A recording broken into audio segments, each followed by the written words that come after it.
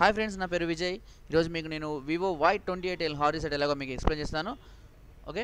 So friends, ఈ మధ్య కాలంలో వివో మొబైల్స్ చాలా ఎక్కువగా సేల్ అవుతున్నాయి. అందుకు కారణం కెమెరా మెగాపిక్సెల్ ఎక్కువగా ఉండడం, బ్యాటరీ బ్యాకప్, దాంతోపాటు వోల్టీ టెక్నాలజీతో రావడం వలన అది డైరెక్ట్ 4G మొబైల్ సపోర్ట్ చేయడం.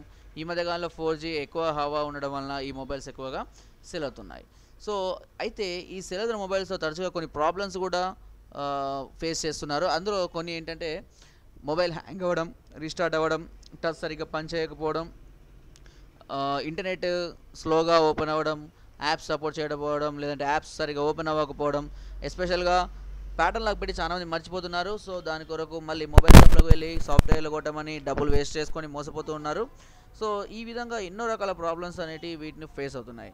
ఈ ప్రాబ్లమ్స్ మనము ఎలా సాల్వ్ చేయాలో తెలియక మొబైల్ షాప్లోకి వెళ్ళి వాళ్ళకు డబ్బులు ఇచ్చేసి సాల్వ్ చేసుకుంటూ ఉంటాం. సో వాళ్ళు కూడా ఏం చేస్తారంటే సాఫ్ట్వేర్ కొట్టకుండానే హార్డ్ రీసెట్ చేసి సాఫ్ట్వేర్ కొట్టమని చెప్పి మీ దగ్గర 200, 300, 400 ఇక వాళ్ళు ఇష్టం ఉన్నంత తీసుకుంటూ ఉంటారు, మళ్ళీ మోసం చేస్తుంటారు, మనం మోసపోతున్నాం. సో ఇక మీదట అలాంటి మోసం జరగద్దు అనే ఉద్దేశం కొద్దీ నేను మీకు ఈ హార్డ్ రీసెట్ ఎలాగో మీకు ఎక్స్ప్లెయిన్ చేస్తున్నాను. Okay. So first of all మొబైల్ని స్విచ్ ఆఫ్ చేసేయండి. స్విచ్ ఆఫ్ చేసిన తర్వాత మొబైల్ ఫుల్ ఛార్జింగ్ పెట్టాలి. ఎందుకు అనంటే మొబైల్ అనేది హార్డ్ రీసెట్ చేసేటప్పుడు ఎప్పుడు కానీ హ్యాంగ్ అవ్వకూడదు. ఓకే. సో అందుకని మొబైల్ని ఫుల్ హార్డ్ రీసెట్ చేసేటప్పుడు ఫుల్ ఛార్జింగ్ పెట్టేసేయాలి. సో ఛార్జింగ్ పెట్టిన తర్వాత నెక్స్ట్ మనకు వాల్యూమ్ డౌన్ బటన్ని అండ్ మెనూ బటన్ని అండ్ పవర్ బటన్ని 3 బటన్స్ని ఒకేసారి ప్రెస్ చేసి పట్టుకోండి. ఓకేనా. So volume down button, menu button, power button 3 బటన్స్ని ఒకేసారి ప్రెస్ చేసి పట్టుకోండి. సో అలా పట్టుకున్నప్పుడు ఒక 5 or 10 or 15 సెకండ్స్లలో మీకు రికవరీ మోడ్ ఆప్షన్స్ అనేవి ఓపెన్ అవుతాయి. ఓకే.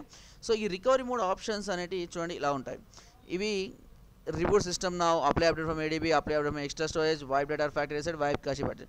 సో ఇలా వస్తుంటాయి. సో ఇక్కడ మీరు ఆప్షన్స్ ఏదైనప్పటికీ మీరు సెలెక్ట్ చేసుకునేది wipe data factory reset option. Okay. So ఈ ఆప్షన్ సెలెక్ట్ చేసుకుంటే మనము volume up and volume down buttons ఏమో స్క్రాలింగ్ కోసం చూడండి, మీకు ఆల్రెడీ ఇమేజ్లో చూపిస్తున్నాను, హైలైట్ అనే ఉంది. సో అదేవిధంగా ఓకే చేసి సెలెక్ట్ చేయడం కోసం పవర్ బటన్ యూస్ చేస్తాం. ఓకే. సో ఎందుకు ఈ ఆప్షన్ సెలెక్ట్ చేసుకోవాలి? ఓకే. అంటే ఫ్యాక్టరీ రీసెట్ అంటే అర్థం ఏంటంటే ఫ్యాక్టరీ నుంచి వచ్చిన సెట్టింగ్స్ని మళ్ళీ రీసెట్ చేయమని అర్థం. అంటే ఇప్పుడు ఫ్యాక్టరీ నుంచి వచ్చిన తర్వాత మనం ఎన్నో సెట్టింగ్స్ పెడతాము, ఇమేజెస్ పెడతాం, సెట్టింగ్స్ పెడుతూ ఉంటాము, డౌన్లోడ్ చేస్తుంటాం. సో అవన్నీ చేస్తుంటాం. అవన్నీ వద్దు, మనం ఫ్యాక్టరీ నుంచి వచ్చినవి మాత్రమే మనకు మామూలుగా మళ్ళీ రీసెట్ అయిపోవాలి, అంటే అవే ఆప్షన్స్ కావాలని అర్థం.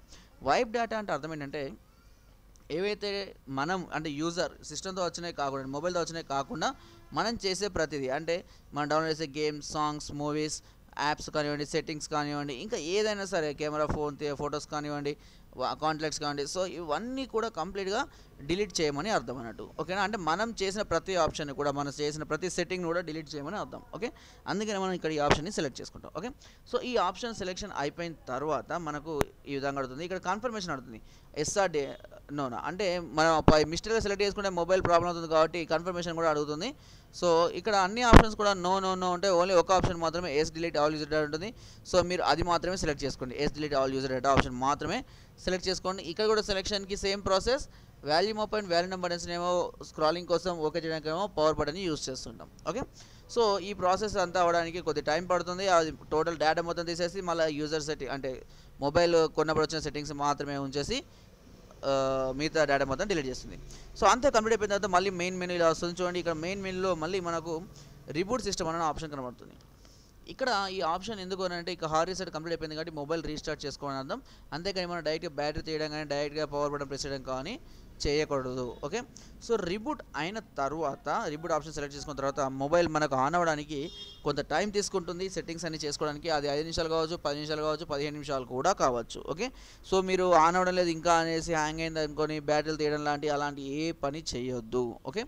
సో ఆటోమేటిక్గా అదే ఆన్ అవుతుంది, ఆన్ అయ్యేదాకా వెయిట్ చేయండి. ఓకే.